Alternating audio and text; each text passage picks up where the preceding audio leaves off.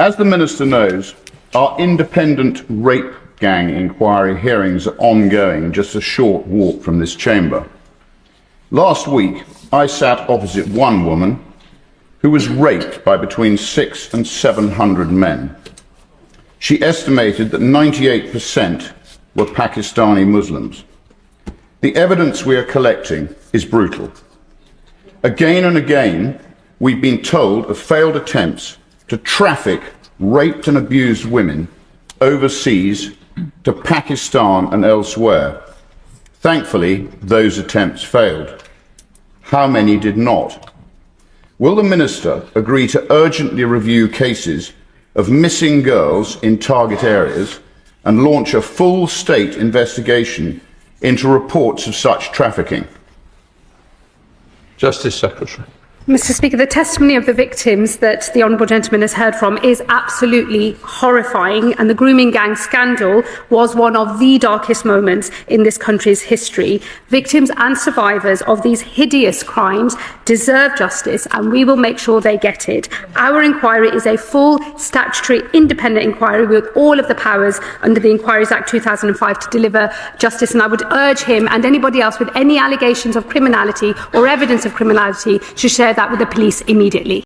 Rupert Lowe's intervention in Parliament was more than a provocative anecdote. It amounted to a damning indictment of the British state's long-standing failure to confront the grooming gang scandal. By recounting the testimony of a woman who alleges she was assaulted by hundreds of men, Lowe forced the political establishment to confront an uncomfortable reality that large-scale abuse was able to operate repeatedly and often openly, without decisive intervention. His references to attempted trafficking abroad point not to isolated criminality, but to the possibility of organised networks, raising serious questions about failures not only in local policing, but in national oversight and international cooperation.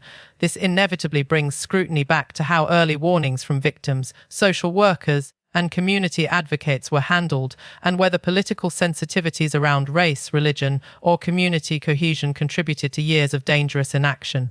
At the same time, Lowe's assertion that 98% of perpetrators were Pakistani Muslims remains highly contentious. Even when grounded in witness testimony, figures of this magnitude demand rigorous, transparent investigation before being treated as established fact. Without that scrutiny, such claims risk being misused to inflame anti-immigrant narratives rather than advance justice for victims.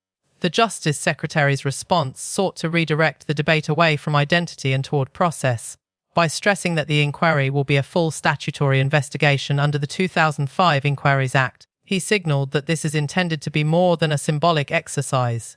Such inquiries carry real powers to compel evidence, summon witnesses, and examine institutional failure at every level. But the credibility of this process will rest not on its legal framework, but on its outcomes. The central questions remain unresolved.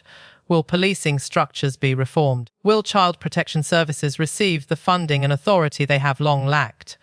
Will officials who ignored or dismissed early reports of abuse be held accountable? And crucially, will missing girls in high-risk areas finally be treated as a systemic failure rather than a series of unrelated cases? Ultimately, this exchange exposed a deeper crisis of trust between citizens and the state. Survivors are not seeking sympathy alone. They are demanding transparency, accountability, and lasting reform to prevent future harm. If this inquiry delivers meaningful change, it could mark a turning point in how Britain protects its most vulnerable. If it does not, then the testimony aired in Parliament will have served only as political theatre, not as a catalyst for justice. I mean, another day, another, madness in politics. I've never known anything like it. It is extraordinary, and I think it's fair to say that Keir Starmer may be in office for another day, but he is definitely not in power, because you have senior figures like Anas Sarwar coming out openly, calling for his resignation. I think if a cabinet minister came out and called for it openly, then it would be over. But at the moment, they're biding their time. I think none of them wants to carry carrying the can for some of the elections that are coming up. I don't think anyone wants to be in charge at that particular point in time. That might be the point where people start to make a move. But for now, everything is happening behind the scenes, as we've seen with this Wes Streeting alleged coup. It's an absolute bloodbath for the Prime Minister, isn't it? And this so-called plot by Wes Streeting, which ended up with the Scottish Labour leader Anna Sawar making a press conference yesterday, which, oddly enough, shortly after, lots of cabinet members came out and said, "Oh, we support the Prime Minister," including Wes Streeting. Yeah, I think the Times described that as a collective show of performative loyalty, and I think that's spot on. You know, we all know that what happened was Number 10 got in touch with every cabinet minister and said, "You get on Twitter right now and you make sure you back the Prime Minister." And I mean, Alan Campbell, who's not a particularly well-known figure beyond Westminster, but is the leader of the House of Commons, he hasn't tweeted since last May, but he popped up at 3 o'clock yesterday afternoon to say, "I back the Prime Minister" on Twitter for the first time in 7 or 8 months. So, you know, for all the drama yesterday, and there was a lot of it, the fundamentals have not changed since this time yesterday morning or this time 3 or 4 days ago. We all know that the PM's on borrowed time. Now, whether or not it's right that he should be replaced is a different question. But I think Fraser's bang on. It's in nobody's interests within the cabinet, none of the runners and riders to replace him, to move before the disastrous local elections in May. The thing is with this, Fraser, do they think we are stupid? I mean, we had 24 hours of radio silence from the cabinet. Not one person stepped forward and said, "No, Keir Starmer's doing a good job, I back him." And then within an hour of each other yesterday, we had David Lammy, Rachel Reeves, Ed Miliband, Yvette Cooper, all putting tweets out going, "Keir's wonderful, doing a great job, we support him 100%. And surely no one believes that they're doing this genuinely. Yeah, and Boris Johnson had some more enthusiastic backing in his last day, on the airwaves and things like that when he was about to resign. So I don't think anyone is particularly convinced by this. Everyone knows who is interested in the top job.